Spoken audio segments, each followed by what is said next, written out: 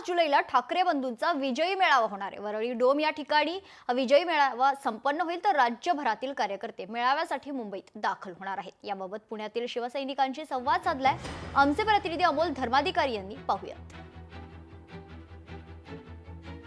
5 जुलै रोजी मुंबईमध्ये ठाकरे बंधूंचा विजय मेळावा होतोय। पुण्यातूनही मोठ्या संख्येने शिवसैनिक पदाधिकारी हे मुंबईला या विजयी महोत्सवामध्ये सहभागी होणार आहेत। आपल्या सोबत दोन्ही शहराध्यक्ष आहेत, शिवसैनिक सुद्धा आहेत।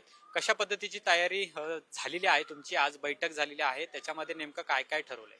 शिवसेना पक्ष असेल, मनसे पक्ष असेल, पुण्यातनं चांगल्या संख्येने सर्व पदाधिकारी या ठिकाणी निघणार आहेत। त्यात आमचे पुरुष पदाधिकारी असतील, युवा सैनिक असतील, महिला आघाडी असतील, युवती सेना असतील किंवा आमच्या इतर अंगीकृत संघटना असतील, या सर्वांची आज एकत्रित बैठक झाली। आमचे सहसंपर्क प्रमुख आदित्यजी शिरोडकर साहेब या ठिकाणी आले होते। याविषयी त्यांनी मार्गदर्शन केलं।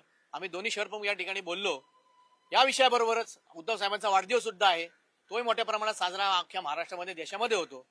पण 5 तारखेचा होणारा कार्यक्रम हा मराठी जनांनी उचलून धरलेला कार्यक्रम आहे, त्याचा आमचाही सहभाग असावा म्हणून आम्ही सर्व पदाधिकारी पुणे शहरात त्या ठिकाणी कूच करतो। मुळामध्ये हे आता जे पदाधिकारी सर्व आहेत हे शिवसेना उद्धव बाळासाहेब ठाकरेंचे पदाधिकारी आहेत।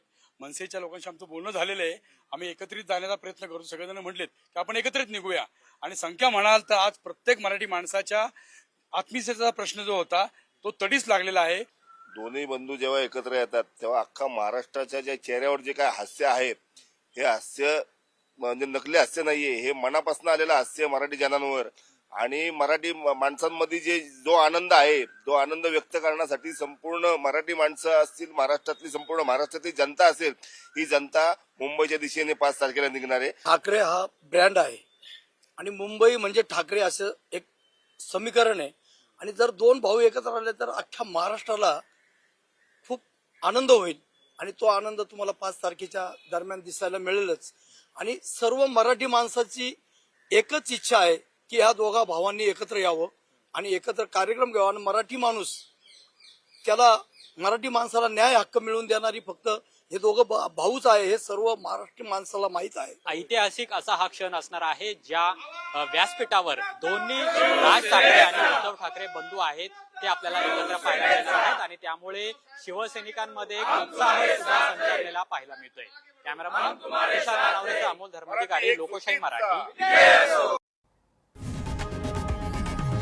लोकशाही मराठी ऐका, पहा, जागरूक रहा।